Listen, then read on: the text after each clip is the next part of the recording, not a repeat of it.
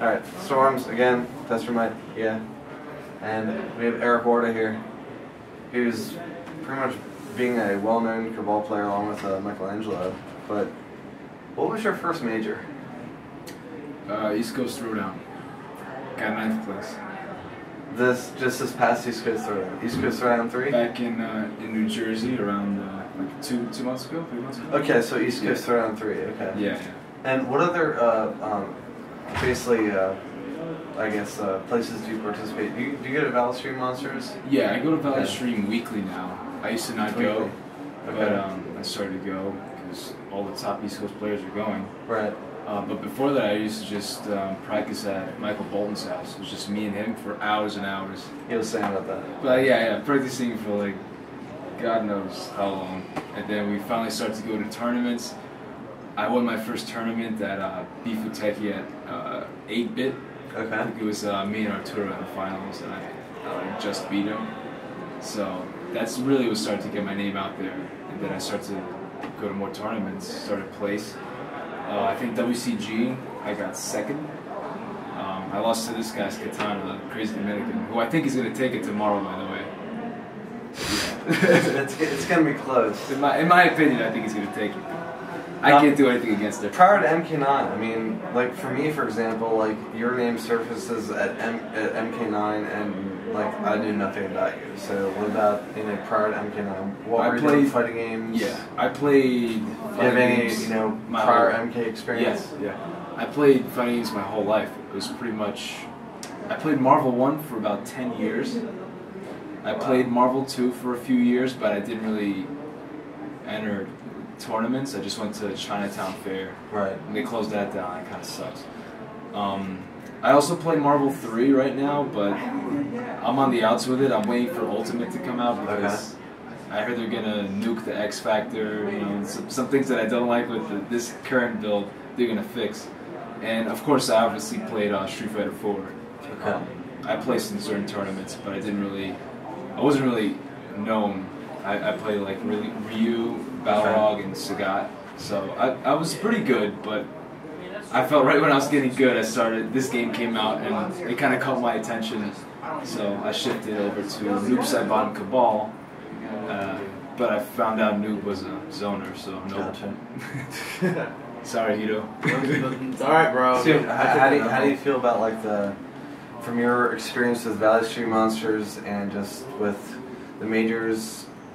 How do you feel about the MK competitive scene? I think it's really surprisingly big.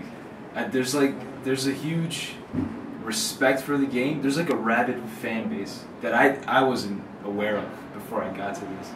Because I feel like when you're playing games from Capcom, it's got this whole international aspect. Right. And this is mostly just America. I mean, there are European players that are starting to get noticed, but this is just like us. And it's just different. It's like if somebody criticizes the game in a good way, they'll just like bark at him and say get out. It's like, I don't know, that's the kind of love I like. Like, it's funny, but it's awesome. It's just like that dedication. But as far as tournaments are concerned, it's pretty legit. Everybody's doing tournaments every other week, it seems. So everybody thought this game was going to be dead after Evo. And it's not. The funny thing about that is that Mortal Kombat was the most hyped game at Evo, honestly. Besides like Marvel, like there was so many people. There was so many people watching Mortal Kombat. Like, wow. The only thing that Mortal Kombat's missing in its scene is the international aspect, because that's what gets you behind your country. You're like fighting, for America against, Daigo or something. I want to give a shout out to the guys from the World Cyber Games Chile, from of course Chile. The Mortal Kombat scene in Peru and also the Philippines, because we've been getting, actually. I saw the videos in the Philippines. I actually got an email from the Mortal Kombat staff from the World Cyber Games Chile. I haven't been able to read it yet, but I'm very excited to read it and reply to it. And but it's really getting. I mean, on Testermite we're getting pretty much catering to worldwide players. And some of these guys, I have to actually reply to them using Google Translate. Yeah. But I love it because it's like, it's new. Awesome. It's got that, I don't know, that international aspect just makes the game feel more sport-like. like the Olympics do. And I feel like when we could get that in our fighting games, it could be taken more seriously in the mainstream.